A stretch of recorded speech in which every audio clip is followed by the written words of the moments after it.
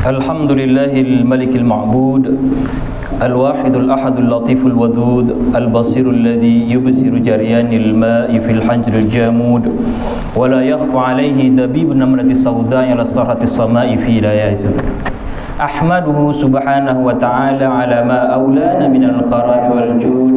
Ashhadu an la ilaha illallah wahdahu la sharika lah, syahadatan tashfa'u liqa'iha fi dhaykil luhud. Wa ashhadu anna sayyidana wa nabiyyana Muhammad sallallahu alaihi wasallam nabiyyun tasharrafat bihil aba'i wal judud. Allahumma fasalli wa sallim wa barik ala hadha an-nabiyyil karim والرسول سيد السند العظيم ذي القلب الرحيم سيدنا محمد وعلى آله وصحبه أجمعين صلاة وسلاما دائمين متلازمين ما نبت الذرع وأوراق عود وسلم تسليما كثيرا أيها الناس اتقوا الله حق تقاته ولا تموتن إلا وأنتم مسلمون. Sidang jamaah Jumat yang dimuliakan Allah Subhanahu wa ta'ala, pada Jumat kali ini izinkanlah saya selaku khatib untuk berwasiat kepada diri pribadi maupun kepada kita semua untuk marilah sama-sama kita meningkatkan kualitas keimanan kita. Marilah sama-sama kita meningkatkan kualitas ketakwaan kita. Takwa dengan sebenar-benarnya takwa. Takwa dengan menjalankan seluruh perintah Allah Subhanahu wa ta'ala, sekaligus meninggalkan seluruh larangan Allah Subhanahu wa ta'ala. Di dalam Al-Quran, perintah bertakwa kepada Allah sering diulang, bahkan hampir 50 kali dalam Al-Quran. Tentunya perintah ini Allah berikan kepada kita, Allah perintahkan kepada kita untuk mengingatkan betapa pentingnya takwa dalam kehidupan kita. Kita tidak mungkin bahagia. Apakah bahagia di dunia? Tentu terlebih bahagia di akhirat tanpa ada takwa dalam diri kita. Saudaraku yang dimuliakan Allah Subhanahu wa ta'ala, setelah kita bersyukur kepada Allah Subhanahu wa ta'ala dan berselawat kepada Nabi besar Muhammad sallallahu alaihi wasallam, kita berdoa, bermunajat semoga Allah Subhanahu wa ta'ala menerima segala amal ibadah kita.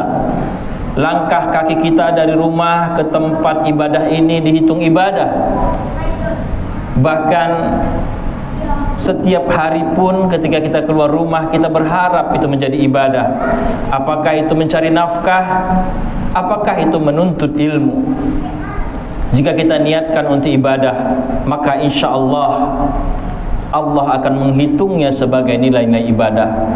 Bahkan ketika terlelap pun kita tidak lupa berdoa kepada Allah Subhanahu wa ta'ala. Ketika bangun tidur juga demikian. Kemudian tentunya juga kita berharap semoga Allah tetap memberikan istiqomah di hati kita untuk mentauladani akhlaknya Rasulullah sallallahu alaihi wasallam, yang mungkin sebentar lagi kita peringati hari lahirnya. Peringatan demi peringatan, tentunya yang paling penting bagi kita adalah terus berusaha untuk mentauladani akhlak Rasulullah sallallahu alaihi wasallam, karena Rasul diutus ke dunia hanya untuk memperbaiki akhlak. Khatib ulangi, hanya untuk memperbaiki akhlak. Maka akhlak di atas segala-galanya, bahkan akhlak juga di atas ilmu. Karena memang untuk menjadi rahmatan lil alamin, sebagaimana Allah mengatakan wa ma arsalnaka illa rahmatan lil alamin, syarat menjadi rahmatan lil alamin adalah dengan akhlak yang baik.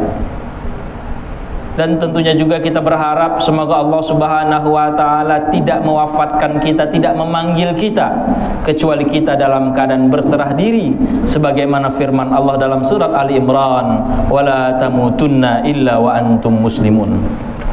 Dan janganlah kamu mati kecuali dalam keadaan Islam. Saudaraku yang dimuliakan Allah Subhanahu wa ta'ala, Beberapa hari ini kita tentu mendengar peristiwa-peristiwa yang besar di Indonesia, terutama misalnya tentang konflik tanah di Riau Pekanbaru atau di Riau di Pulau Batam, spesifiknya di Pulau Rempang. Tentunya itu menjadi perhatian kita bersama, dan itu menjadi tanggung jawab kita bersama. Allah berfirman dalam Al-Quran, Tuhan dalam firman-Nya, la uqsimu bihadzal balad.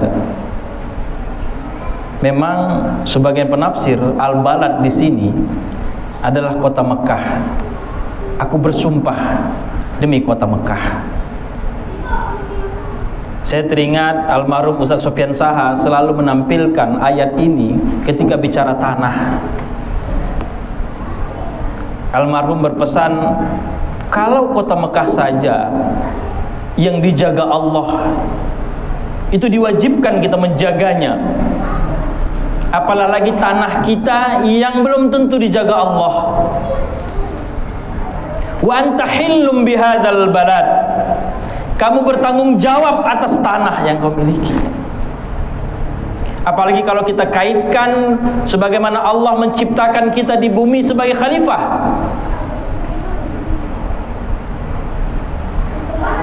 Kita dijadikan Allah khalifah tentu untuk menjaga buminya.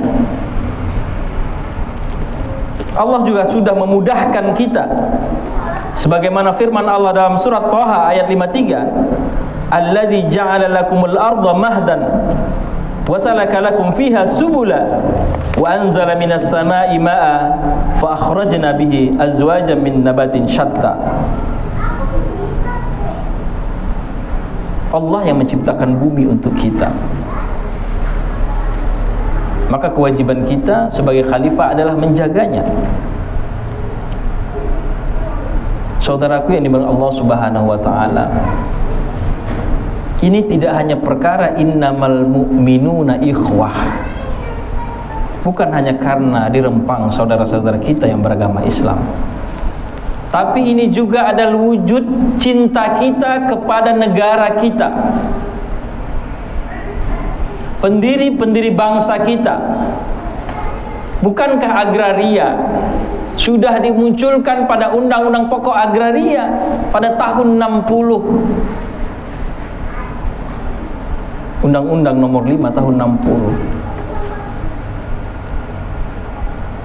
Jelas sekali di situ disebutkan bahwa tanah itu diperuntukkan untuk rakyat.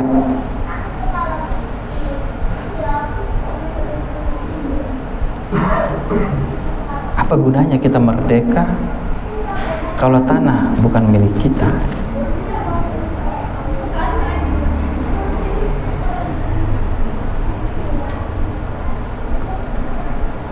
Saudaraku ini Allah Subhanahu wa taala, saya teringat materi-materi pertama saya di tahun 2000 ketika masuk di sekolah pasca sarjana Universitas Sumatera Utara terkait tanah ini.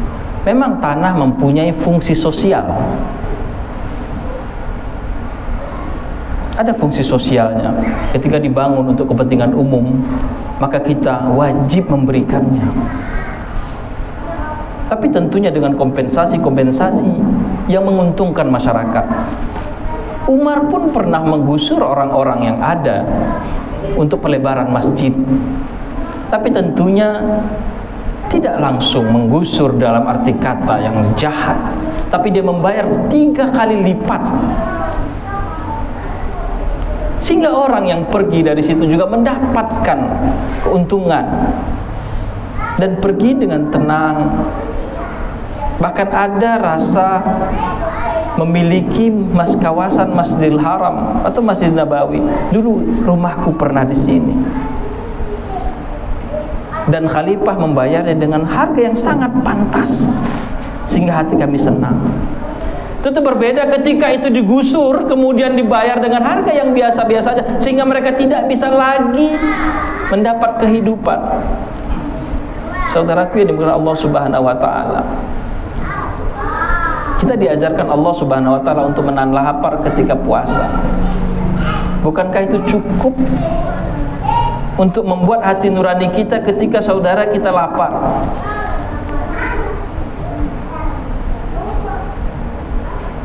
Setiap tahun kita diajarkan untuk berpuasa untuk melatih hati nurani kita ketika ada saudara kita yang kesulitan. Tentunya saudara kita ke sana kesulitan makanan, sudah pasti karena tempat-tempat mereka tinggal itu tidak ada lagi. Saudara yang dimuliakan Allah Subhanahu wa taala, maka bagi kita di Sumatera Utara, khususnya di Kota Medan dan sekitarnya, tentunya salah satu yang Allah sampaikan melalui sabda Rasulullah bahwa doa itu adalah power. Doa itu adalah kekuatan. Maka teruslah kita berdoa. Angkat tangan kita. Angkat tangan kita, saudaraku. Terkadang memang ketika kita sudah berada di atas, kita jarang mengangkat tangan kita sungguh-sungguh. Karena bukan kita yang lapar. Kita jarang mengangkat tangan kita sungguh-sungguh, bercucuran air mata untuk memohon kepada Allah Subhanahu wa taala untuk membantu saudara-saudara kita di sana, karena memang bukan kita yang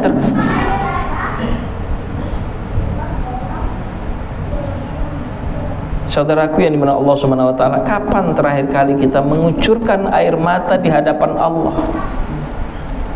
Apakah untuk diri kita pribadi ataukah untuk umat?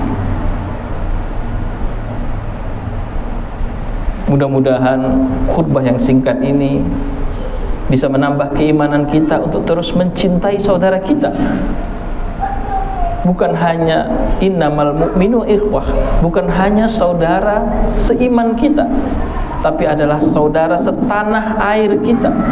Dan bukan hanya di Rempang, di berbagai lokasi.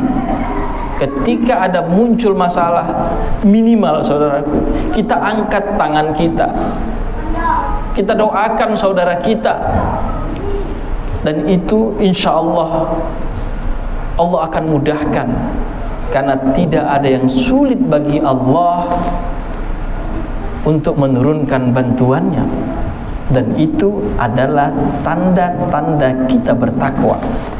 Bukankah ketika kita bertakwa, wa may yattaqillaha yaj'al lahu makhraja wa yarzuqhu min haitsu la yahtasib. Ketika kita bertakwa kepada Allah, Allah akan berikan jalan keluar. Dan ketika tangan-tangan kita angkat, itu wujud kita bertakwa kepada Allah. Terlebih kita angkat tangan bukan untuk pribadi kita, tapi kita angkat tangan kepada Allah dengan cucuran air mata kita untuk saudara-saudara kita. Itu menambah kecintaan kita. Sebagaimana hadis yang mengatakan, kita tidak dianggap beriman sebelum kita mencintai saudara kita sebagaimana kita mencintai diri kita sendiri. Barakallahu li wa lakum fil Qur'anil Karim wa nafa'ani wa iyyakum bima fihi minal ayati wa dzikril hakim. Aqulu qawli hadza wa astaghfirullahi wa lakum wa lisairil muslimina wal muslimat fastaghfiruhu innahu wal ghafurur rahim.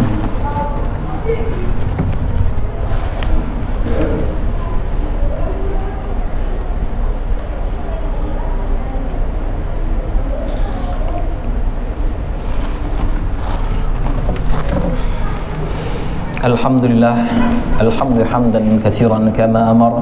Asyhadu an la ilaha illallah wahdahu la syarikalah, al-muta'ali al-musakala wal musakala lisairil bashar. Wa asyhadu anna sayyidana wa nabiyyana Muhammad sallallahu alaihi wasallam nabiyul mu'tabar. Ya ayyuhalladzina amanu taqullaha haqqa tuqatih wa la tamutunna illa wa antum muslimun. Wa a'lamu anna Allah ta'ala shalla ala nabiyyi qadima faqala ta'ala wa lam yadhal qailan 'alima wa amran hakima tanbihan lakum wa ta'lima wa tashrifan liqadri nabihi wa ta'zima. Innallaha wa malaikatahu yusholluna 'alan nabi ya ayyuhalladzina amanu shallu 'alaihi wa sallimu taslima. Allahumma shalli 'ala Muhammad wa 'ala ali Muhammad kama shallaita 'ala Ibrahim wa 'ala ali Ibrahim wa barik 'ala Muhammad wa 'ala ali Muhammad kama barakta 'ala Ibrahim wa 'ala ali Ibrahim fil 'alamin innaka Hamidum Majid. Allahumma fir lil mu'minina wal mu'minat والمسلمين والمسلمات الأحياء منهم والأموات برحمتك يا أرحم الراحمين يا أرحم الراحمين يا أرحم الراحمين. Ya Allah, berikanlah kekuatan dan kesabaran kepada saudara-saudara kami yang sedang kesulitan, baik di Rempang dan dimanapun, ya Allah, ya Arhamar Rahimin. Berikan kesabaran kepada mereka, ya Allah. Berikan kekuatan kepada mereka, ya Arhamar Rahimin. Rabbana atina fid dunya hasanah wa fil akhirati hasanah wa qina adzabannar. Walhamdulillahi rabbil alamin. Ibadallah, innallaha ya'muru bil 'adli wal ihsan wa ita'i dzil qurba wa yanha 'anil fahsya'i wal munkari wal baghi ya'idzukum la'allakum tadhakkarun fadhkurullaha al-'azim yadhkurukum wallahu subhanahu wa ta'ala a'lam. Aqimus shalah.